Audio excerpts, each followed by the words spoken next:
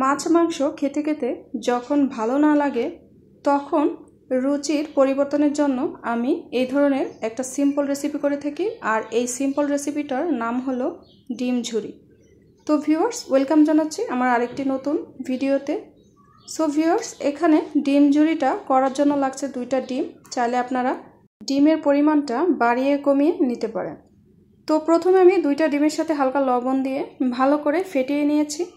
এবার ফ্রাই প্যানে সামান্য পরিমাণ তেল দিয়ে ডিমটাকে হালকা ভাজবো, না হলে কিন্তু ডিমটা ঝুরঝুরে করা যাবে না। আর এই পর্যায়ে চুলার আঁচটা অবশ্যই লোতে থাকতে হবে।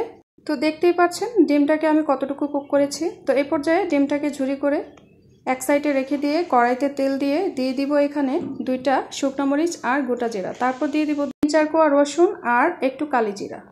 তো এই পর্যায়ে 1 কাপ পেঁয়াজ কুচি দিয়ে এটাকে আমি কিউব করে কেটে নিয়েছি। একটু ভাজা ভাজা করে নিব।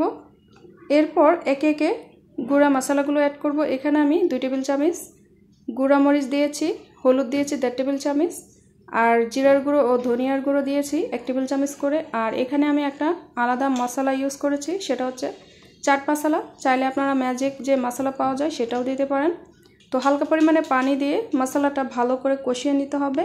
আমি লবণটা দিতে ভুলে গিয়েছিলাম, তাই আমি হালকা পরিমাণে লবণ দিয়ে নিয়েছি, কারণ যেহেতু ডিমে লবণ আছে আর লবণটা স্বাদ মতো দিতে হবে। তো এ পর্যায়ে মশলাটা ভালো করে কষিয়ে নেওয়ার পর এখানে 2টা টমেটো কিউব করে কেটে রেখেছিলাম, সেটা দিয়ে দিব। চাইলে আপনারা টমেটোটা কম বেশি দিতে পারেন। তো ঘরে ছিল ক্যাপসিকাম, অল্প পরিমাণে ক্যাপসিকামও দিয়ে দিয়েছি। এটা সম্পূর্ণ অপশনাল, চাইলে আপনারা স্কিপ করতে পারেন। তো এ পর্যায়ে এগুলো ভালো করে কষিয়ে নেওয়ার পর দিয়ে দিব ডিমের যে ঝুরি করেছিলাম সেটা।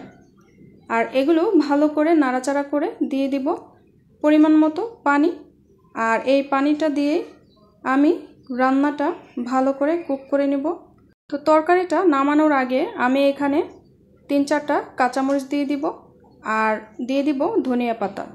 তো ভিউয়ার্স, এগুলো হালকা পরিমাণে নাড়াচাড়া করে মিশিয়ে নিয়ে রান্নাটা পুরোপুরি কমপ্লিট করে নিব।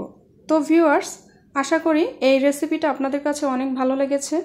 আর বিশেষ করে এই রেসিপিটা যারা নতুন বিয়ে করেছেন বা ব্যাচেলর আছেন তাদের জন্য একদম পারফেক্ট।